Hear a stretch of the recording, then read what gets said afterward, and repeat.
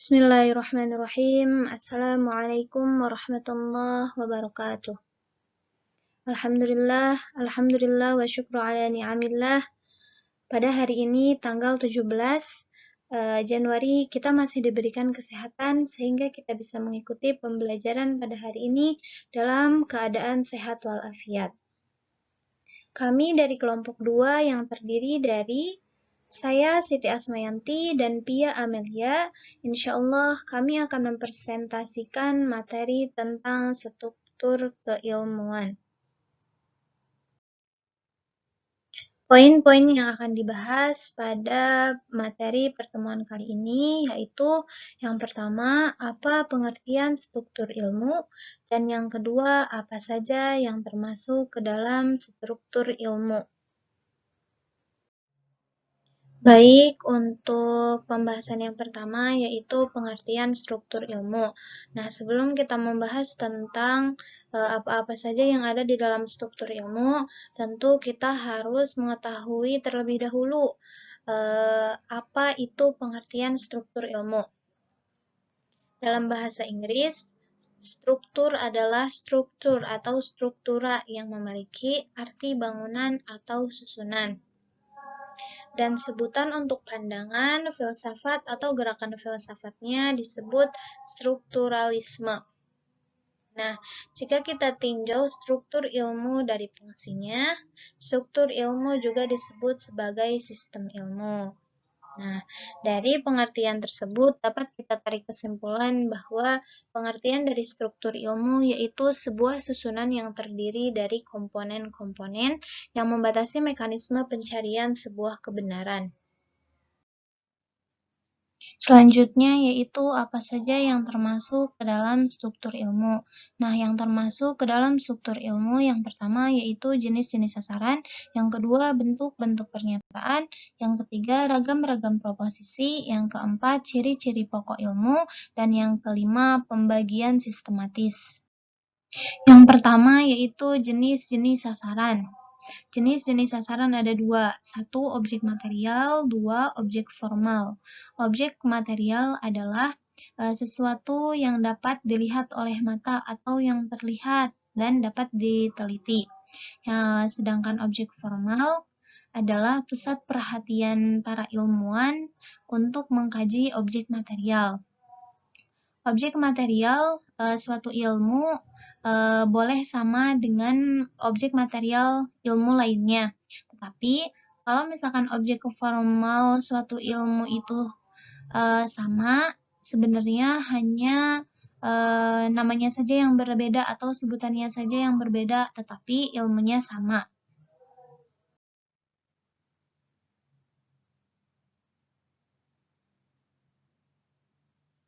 Yang kedua yaitu bentuk-bentuk pernyataan. Bentuk-bentuk pernyataan ada 4.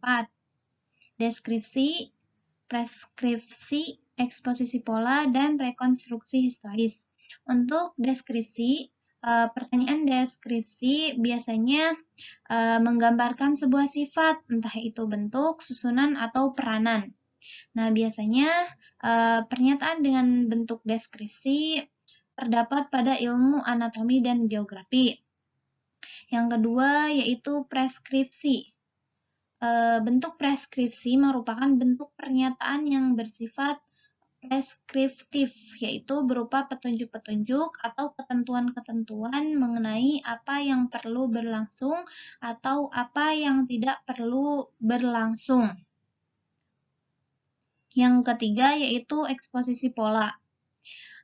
Bentuk eksposisi pola itu merangkum pernyataan-pernyataan yang memaparkan pola-pola dalam sekumpulan sifat, ciri, kecenderungan, atau proses lainnya dari fenomenal yang ditelaah. Yang keempat yaitu rekonstruksi historis. Rekonstruksi historis yaitu pernyataan yang berusaha menggambarkan atau menceritakan sesuatu secara kronologis.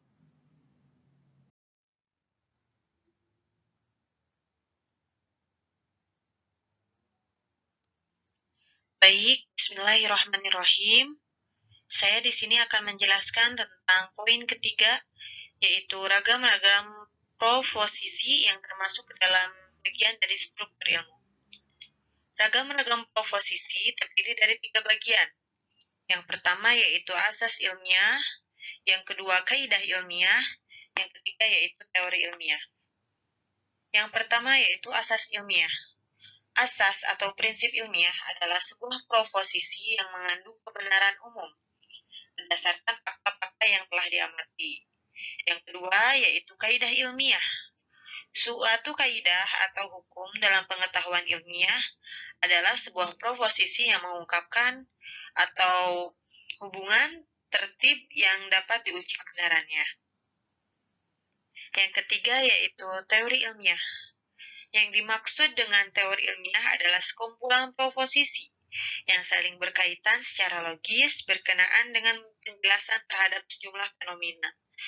Teori ilmiah merupakan unsur yang sangat penting dalam ilmu. Bobot kualitas suatu ilmu terutama ditentukan oleh teori ilmiah yang dimilikinya. Fungsi dari teori ilmiah yaitu yang pertama, sebagai kerangka pedoman, bagan, sistematisasi, atau sistem acuan dalam menyusun data maupun pemikiran tentang data sehingga tercapai hubungan yang logis di antara aneka data.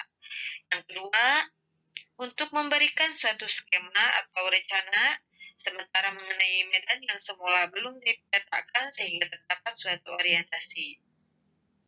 Yang ketiga yaitu sebagai acuan dalam pengkajian suatu masalah. Yang keempat, sebagai dasar dalam merumuskan kerangka teoritis penelitian. Yang kelima, sebagai dasar dalam merumuskan hipotesis. Yang keenam, sebagai informasi untuk menetapkan cara pengujian hipotesis. Yang ketujuh, untuk mendapatkan informasi historis dan perspektif permasalahan yang akan diteliti. Yang kedelapan, yaitu untuk memperkaya ide-ide baru. Dan yang terakhir, yang kesembilan, yaitu untuk mengetahui siapa saja peneliti lain dan penggunaan di bidang yang sama.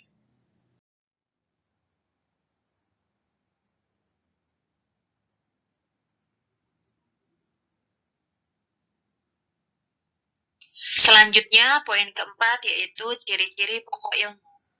Ilmu merupakan pengetahuan yang memiliki karakteristik tertentu, sehingga dapat dibedakan dengan pengetahuan-pengetahuan yang lain. Ciri-ciri pokok ilmu terbagi menjadi 6 bagian. Yang pertama yaitu sistematisasi, yang kedua keumuman atau generality, yang ketiga yaitu rasionalitas, yang keempat objektivitas, yang kelima verifiabilitas, yang keenam yaitu komunalitas. Yang pertama yaitu sistematisasi.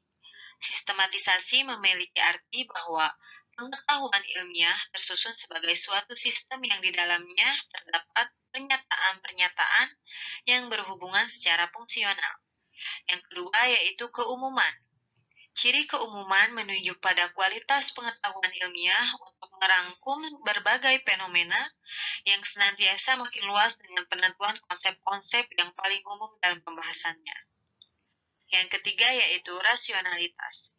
Ciri rasionalitas berarti bahwa ilmu sebagai pengetahuan ilmiah bersumber pada pemikiran rasional yang mematuhi kaidah-kaidah logika. Yang keempat yaitu objektivitas. Ciri objektivitas ilmu menunjuk pada keharusan untuk bersikap objektif dalam mengkaji suatu kebenaran ilmiah tanpa melibatkan unsur emosi dan kesukaan atau kepentingan pribadi. Yang kelima yaitu verifiabilitas. Verifiabilitas berarti bahwa pengetahuan ilmiah harus dapat diperiksa kebenarannya, diteliti kembali atau diuji ulang oleh masyarakat ilmuwan. Yang terakhir yaitu komunalitas. Ciri komunalitas ilmu mengandung arti bahwa ilmu merupakan pengetahuan yang menjadi milik umum.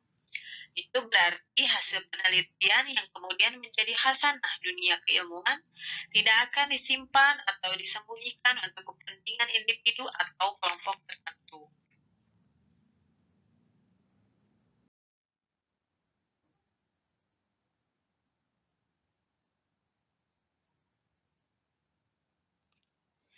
Selanjutnya, poin yang terakhir yaitu pembagian sistematis. Pengetahuan ilmiah senantiasa mengalami perkembangan seiring dengan semakin banyaknya jumlah ilmuwan dan juga semakin luasnya peluang untuk melakukan penelitian. Perkembangan ilmu antara lain ditandai dengan lahirnya bermacam-macam aliran dan terutama cabang.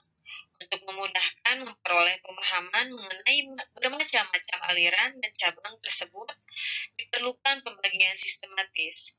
Gambaran tentang ilmu yang secara struktural terdiri dari jenis-jenis sasaran, bentuk-bentuk pernyataan, ragam-ragam proposisi, ciri-ciri pokok, dan pembagian sistematis, sebagaimana dijelaskan di atas oleh Delian G. tahun 1991.